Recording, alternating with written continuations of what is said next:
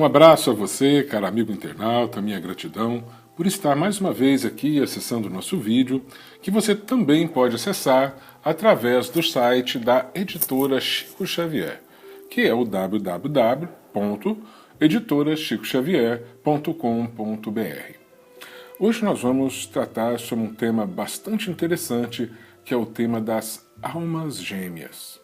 E assim nós vamos fazer porque é normal no nosso dia a dia, e ao a gente ouvir das pessoas que convivem conosco, que nós, enquanto seres humanos, homens e mulheres reencarnados no planeta, nutrimos a fantasia de que em algum lugar do universo tem alguém nos esperando. Às vezes, isso parece tão vivo dentro de nós que nós acabamos sentindo até saudade dessa pessoa imaginária que nós não sabemos muito bem quem é. Essa pessoa pode estar encarnada, desencarnada, pode estar até num outro planeta. Não sabemos nem se existe. Mas o fato é que na nossa mente, no nosso imaginário, às vezes nós nos flagramos refletindo sobre isso, sobre algo saudosista de alguém, de uma convivência, de algo que nos preenchia e que agora parece que há um espaço aberto em nós. Certamente, esse alguém seria um alguém muito especial em nossas vidas. Muitos chamam isso de a cara metade, a metade eterna. Um poeta disse o pedaço de mim. E em todos os lugares, muitos casais são representados como sendo essas metades eternas, como sendo pessoas feitas uma para a outra e para viverem a eternidade dentro de uma felicidade real, dentro de uma felicidade duradoura e infinita. A gente vê na Bíblia o amor de Sansão e Dalila no Antigo Testamento. Mas podemos ver na nossa própria vida, no nosso dia a dia, o quanto que o homem busca, de alguma forma, representar este amor. Se a gente for verificar, por exemplo, na literatura, nós temos em William Shakespeare o eterno casal Romeu e Julieta. A saga de William Shakespeare representa aquele amor proibido em razão das famílias que eram inimigas desde várias e várias gerações, que termina em tragédia muito próprio da época em que foi escrito esse romance. Mas o que nos interessa aqui é estar vivo na alma do poeta, do escritor e, portanto, na área da sociedade, na alma da sociedade, essa presença deste amor que sedimenta com uma forma muito sublime a união entre dois seres. Para as crianças, nós podemos ver os contos infantis Branca de Neve, Os Sete Anões, A Bela Adormecida, ambas aguardando no final a presença do seu príncipe encantado. O príncipe encantado que daria o beijo para que pudessem acordar e ficarem vivendo felizes para todo sempre. Mas num momento mais atual, nós temos também representado no cinema para as crianças o casal Shrek e Fiona, mostrando também, uma linguagem infantil, a força deste amor, quando a Fiona deixa abre mão do status de princesa, de uma mulher, para ser uma ogra, um ser feio, um ser sobre o qual pesava tantos e tantos preconceitos, para estar ao lado de Shrek, que é o seu grande amor. No cinema, então, de todos os tempos, poderíamos lembrar Dr. Zhivago, o eterno Dr. Zhivago, Yuri Zhivago, jovem médico da aristocracia, que se apaixonou pela enfermeira pobre, Lara Antipova, e aí vem a grande saga do amor destes dois.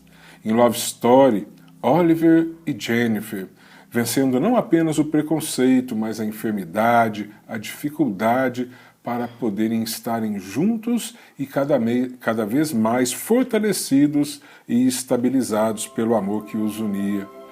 Quem não se lembra de Dio Come Te Amo, onde a protagonista representada pela atriz Gigliola Cinquetti canta no aeroporto a música de igual nome, Dio Come Te Amo, e depois o avião que já tinha iniciado o seu voo, retorna para que a porta se abra e o seu grande amado venha ao seu encontro para que pudessem ser felizes para sempre.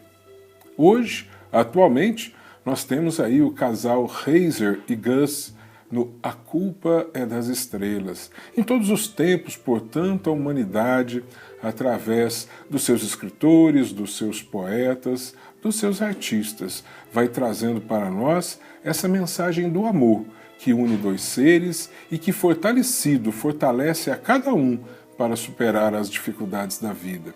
Mas na vida também, nós poderemos ter exemplos de tantos casais, inúmeros. Vamos pegar apenas 3 para que pudéssemos aqui representar no meio de tantos outros. E eu me recordo agora de Tomás Antônio Gonzaga e sua Maria Doroteia Eterna Marília de Dirceu, da Inconfidência Mineira. Vamos lembrar do Nordeste, Lampião e Maria Bonita. E dentro da nossa querida doutrina espírita, o casal Allan Kardec e Amélie Gabrieli Boudin. Portanto, a vida nos traz grandes exemplos em que o amor, fortalecido entre duas pessoas, entre dois seres, fortalece a ambos para que ambos possam conquistar grandes realizações como seres individuais que cada um continua sendo. Mas no final de cada um desses romances, vem sempre a frase: e viveram felizes para sempre. Lá no cinema, mas aqui também na vida real. Muitas vezes a gente vê as pessoas falarem: isso é utopia, isso não existe, viveram felizes por 2 dias, depois vem a rotina, vem o problema. Mas o amor verdadeiro, o verdadeiro amor, constrói a felicidade. Não afasta os problemas. Obviamente que vivenciar problemas é a experiência de cada um de nós para que possamos crescer enquanto espíritos. Mas quando estamos unidos a um outro ser, pelos elos do infinito amor, do amor verdadeiro, certamente nós começamos a construir a nossa felicidade e a felicidade daqueles que convivem conosco. Quando se vive verdadeiramente um amor, é possível sim ser feliz para sempre. Bom, mas vamos a 2 perguntas. Se existe um outro que deveria nos completar, onde ele está? Ou onde ela está? Na Revista Espírita, de maio de 1858, Allan Kardec faz uma matéria contando que recebeu uma carta em determinada ocasião de um homem, uma pessoa que ali da própria comunidade parisiense, e que ele havia perdido a sua esposa, Clemence, com quem houvera tido 6 filhos. E inconformado pela perda da esposa, que tinha deixado ele na criação, sozinho, na criação desses 6 filhos, ele foi descobrir que acontecia em Paris, naquela época, os fenômenos das mesas girantes e todos aqueles mais que conhecemos que vieram a ensejar a atenção de Allan Kardec e a codificação da doutrina espírita. Então, ao tomar conhecimento desses fenômenos, diz a carta, aquele homem, ele procurou um desses lugares e lá ele conseguiu uma mensagem que vinha do mundo espiritual da sua amada Clemence. Uma coisa apertava o seu coração, então ele indagou de Clemence por que a nossa convivência, embora nos amássemos, tínhamos 6 filhos, era uma convivência difícil no dia a dia, nem sempre pensávamos iguais sobre as mesmas coisas. Então, Clemence lhe esclareceu: olha, meu amado, nós sempre fomos pessoas honestas, pessoas bravas, que tínhamos um objetivo de unirmos em família para criar, educar e direcionar os nossos filhos. Mas nós não nos completávamos. Eu não sou a sua metade eterna. Estas uniões, meu amado, são raras. São apenas um presente de Deus para aqueles que já a merecem. Aí ele indagou da esposa: mas sabes onde está a sua metade eterna? Ela disse: sim, sei. É um pobre diabo que atualmente vive numa cidade do Oriente. mas eu não vou poder estar com ele, a não ser passados mais de 170 anos, talvez. Mas eu não conheço nada disso, disse-lhe Clemence. Conheço muito pouco ainda da vida, mas eu tenho aqui alguém que conhece, que saberá lhe ensinar sobre isso. O casal Héloïse e Abailar, porque eles se amam e são a metade eterna um do outro, que estão unidos para sempre. E então vem Abailar, e Abailar diz, aquele que escreveu Allan Kardec, sobre a felicidade imensa, incomensurável, de estar unido àquela a quem ele verdadeiramente ama com todo fervor. Dizia ele que apenas um minuto que dividiam a companhia um do outro valia muito mais do que a felicidade que nós poderíamos adquirir em uma vida inteira quando não sentíssemos esse amor com aqueles que convivem conosco. Nem sempre foi assim, diz ele, porque por muito tempo nós almejávamos nos unir, mas hoje que estamos juntos, nós trabalhamos, nós buscamos aprender, mas nós, através da união que nos fortalece, nós somos imensamente felizes. Então, diante desta carta, Allan Kardec, nos seus estudos para a codificação da doutrina espírita, em uma das sessões que participava, evocou esse espírito de Abailar. Está lá na Revista Espírita do ano de 1858. E ele pergunta assim para Abailar: as almas foram criadas duplas? Abailar diz: se tivessem sido criadas duplas, as simples seriam imperfeitas. E vai Kardec: é possível que duas almas possam se reunir na eternidade e formarem um todo? As duas formarem uma só? Abailar disse: não. E Kardec: tu e tua Héloïse formais desde a origem duas almas bem distintas? Sim. Ou seja, desde a origem, Abailar era um, Héloïse era outra. Eram duas individualidades que construíram caminhos e que, através desses caminhos, estabeleceram elos de amor. Mas continua perguntando Kardec: formais ainda neste momento duas almas distintas?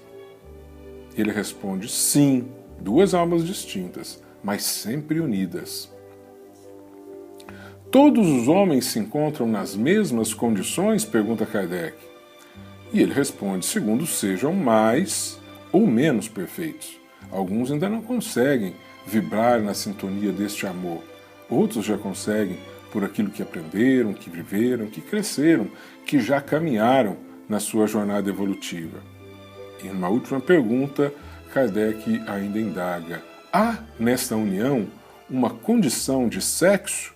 E vem Abailar e disse: as almas não têm sexo. Bom, Kardec, depois de conversar com Abailar, e certamente imaginamos ainda permanecendo algumas dúvidas, foi ele indagar do espírito de São Luís sobre esta questão das metades eternas. E então ele fez o estudo que lançou nas questões de 291 a 303 de O Livro dos Espíritos, que qualquer um de nós podemos ir lá e consultar para aumentar o nosso conhecimento. Dessas questões, vamos pegar apenas algumas para ilustrar aqui o nosso estudo. Na 298, Kardec indaga assim: as almas que devam unir-se estão desde suas origens predestinadas a esta união? E cada um de nós tem, em alguma parte do universo, sua metade, a que fatalmente um dia se reunirá? Aí São Luís diz assim: não há união particular e fatal de duas almas. A união que há é a de todos os espíritos, mas em graus diversos. E depois, no final, continua assim: segundo a categoria que ocupam, isto é, segundo a perfeição que tenham adquirido. Quanto mais perfeitos, tanto mais unidos. Da discórdia nascem todos os males humanos, mas da concórdia resulta a completa felicidade.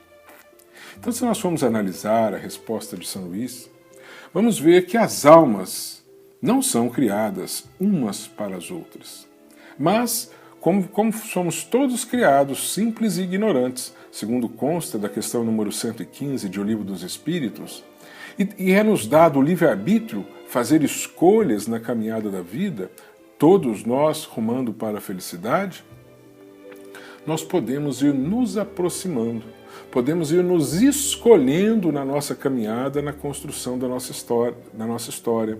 Porque a convivência, nesta ou naquela reencarnação, a convivência na erraticidade, no mundo espiritual, vai criando entre nós elos de simpatia, que depois vão se fortalecendo, passa um afeto, amizade, e nasce a sementinha do amor.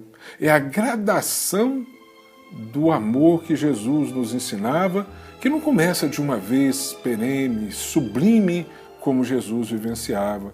Começa por elos, pela união de dois seres, depois a simpatia de um pelo outro em razão dos seus pendores, dos seus valores, o afeto que se estabelece, a amizade e o amor nasce então entre aquelas criaturas. Na questão 299, Kardec indaga o seguinte para São Luís: em que sentido se deve entender a palavra metade, de que alguns espíritos se servem para designar os espíritos simpáticos? E ele responde assim: a expressão é inexata. Se um espírito fosse a metade de outro, separados os dois, estariam ambos incompletos. E isso é verdade. Ninguém é metade do outro. Quando fomos criados por Deus simples e ignorantes, nós fomos criados por inteiro, íntegros. Iniciamos uma caminhada. Cada um de nós temos a nossa individualidade e a teremos sempre dentro da nossa imortalidade. Metades eternas, segundo se falava muito e se fala ainda, é uma figura de retórica, é uma metáfora, principalmente apresentada pela poesia, pelo amor, para representar duas pessoas que se amam muito, duas pessoas que se confiam e que estabelecem um elo de amor para se sustentarem na busca da felicidade, na solução dos problemas, na caminhada evolutiva. Duas pessoas que escolheram estar juntas. É o livre-arbítrio. Mas não que foram criadas unidas, nem com destinação para se unirem de uma forma particular uma à outra. Mas pode ser uma escolha. 301. Kardec indaga o seguinte: dois espíritos simpáticos são complemento um do outro? Ou a simpatia entre eles existente é resultado de identidade perfeita? São Luís responde assim: a simpatia que atrai um espírito para o outro resulta da perfeita concordância de seus pendores e instintos. Se um tivesse que completar o outro, perderia a sua individualidade. É uma questão, portanto, de sintonia, de pendores, de instintos, de valores. Num modo assim mais prático de ver, aqueles que gostam de futebol vão se encontrar num estádio. Os que gostam de literatura vão se encontrar em uma biblioteca. São simpatias que unem pessoas que têm os mesmos gostos, a mesma forma de ver a vida, a mesma forma de ser. Obviamente que para falarmos em uma união maior, mais perene, não basta gostar das mesmas coisas, mas ter os mesmos pendores, os mesmos valores morais sobre a vida, os mesmos valores éticos, a mesma vontade de um auxiliar e completar o outro, fortalecer o outro na sua caminhada, fazer o que puder pelo outro e o outro também com este mesmo pensamento. As pessoas se unem então pelas escolhas que fazem na vida, no dia a dia. Não é aquelas escolhas de um dia de um sonho, não. Isso é a construção de vida, dia após dia, problema após problema vivenciado, mês após mês. É uma construção de vida que vai fortalecer este elo de amor.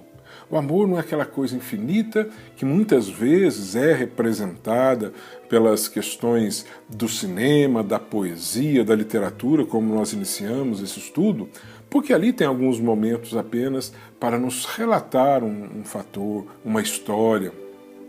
Representa algo que na nossa vida, no nosso dia a dia, significa uma construção cotidiana, uma construção dia a dia de apoio mútuo, de amor ao próximo, uma construção de vida, em busca de fortalecer um ao outro para buscar a felicidade de ambos.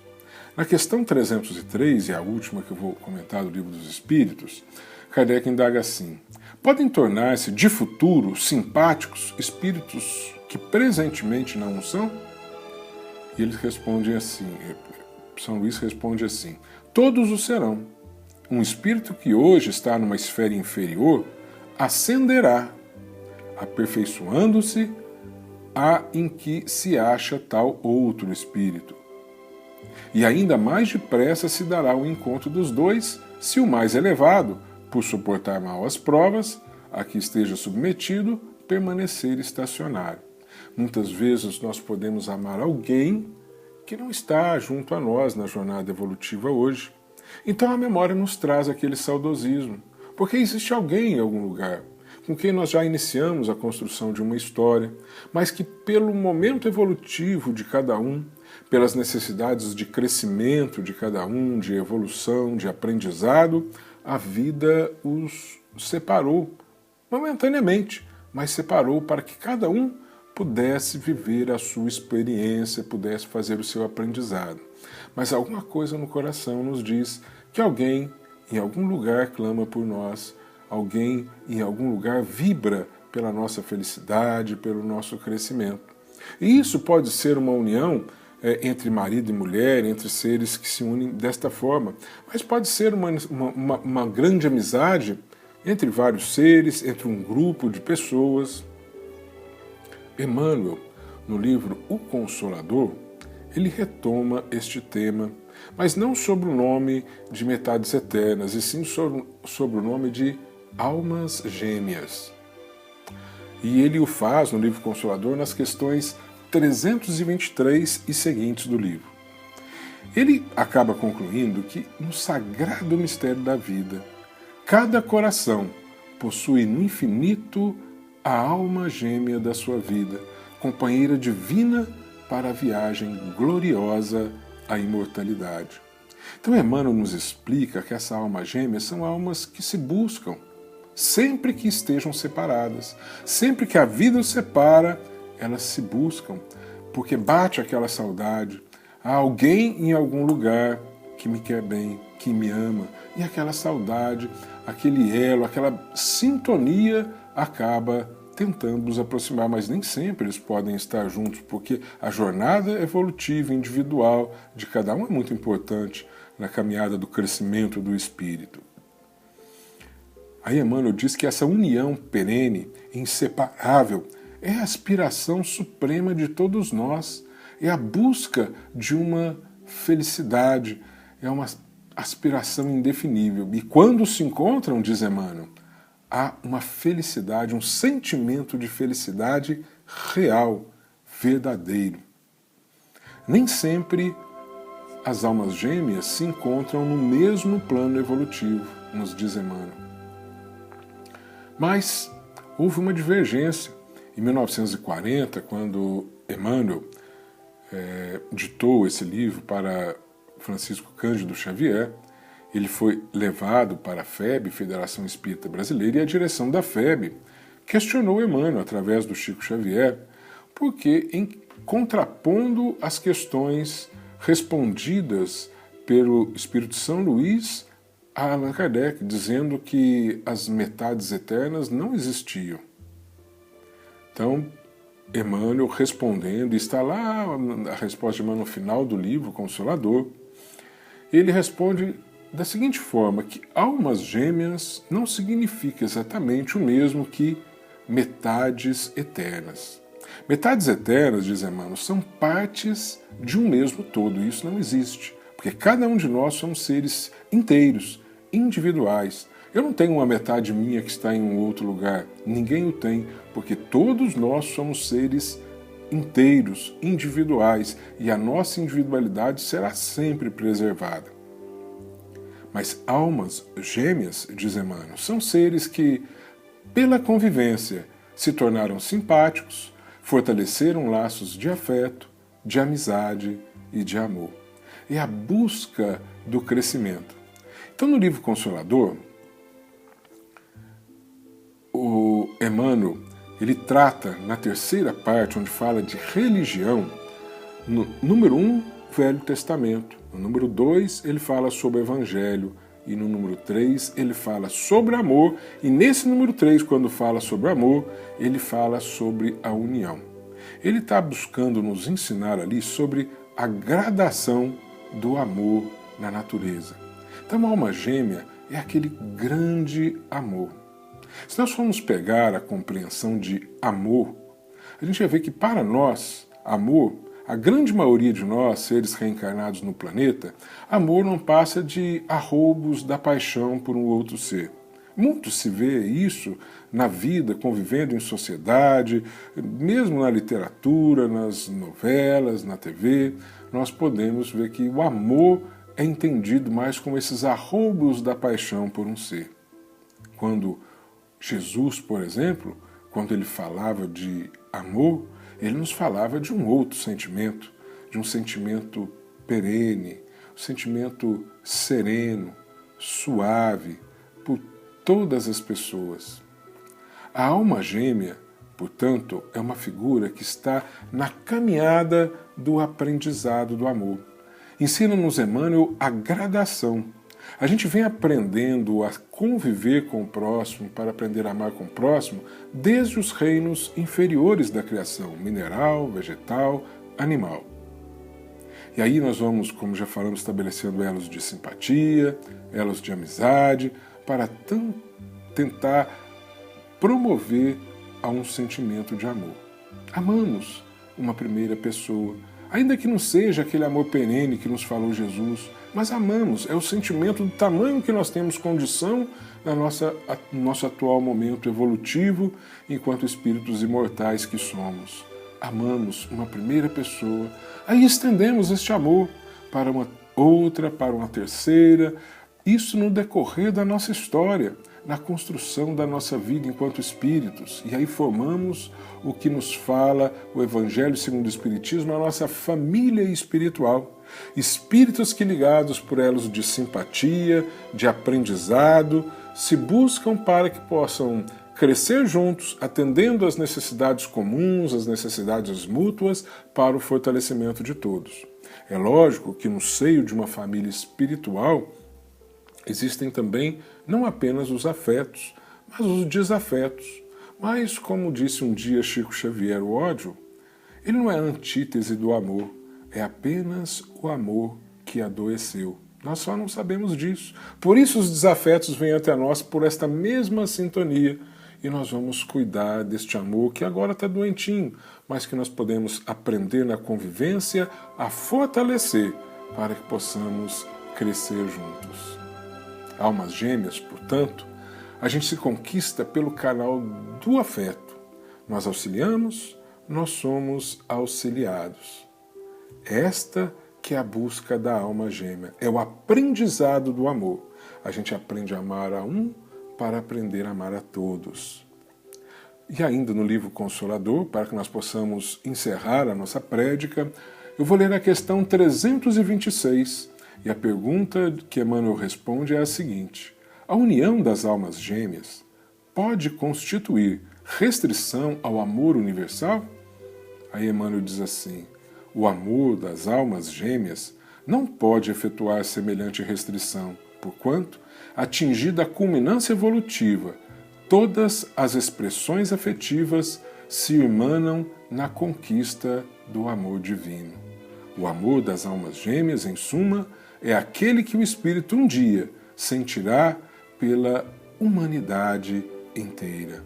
Aprendamos a amar a um, a dois, a três, porque um dia haveremos de, assim como Jesus, amar também a humanidade inteira.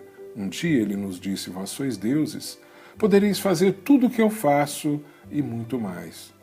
Que possamos aprender a amar assim como ele nos ama. E que ele nos abençoe hoje, agora e sempre. Muito obrigado a todos.